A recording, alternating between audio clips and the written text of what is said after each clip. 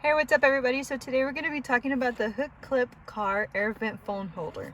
So when you open the box, it comes with 3 accessories. So it comes with the actual phone holder, and then it also comes with a hook that you can put into your air vent, and it also comes with a little screw that you can tighten it on the side. So let's go ahead and assemble it.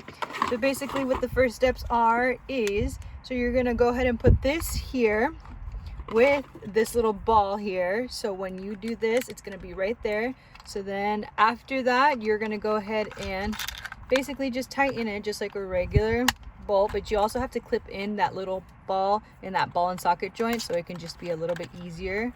So let's go ahead and twist until it is pretty screwed and locked in there, so that when the ball and socket is stayed there and it's not really moving until you really push force on it. Okay, so let's go ahead and put this in the vent. So what you're going to do in your air vent, you want to open up your air vent, and they have like the little thickness of your air vent, so you can just basically hook this in the back.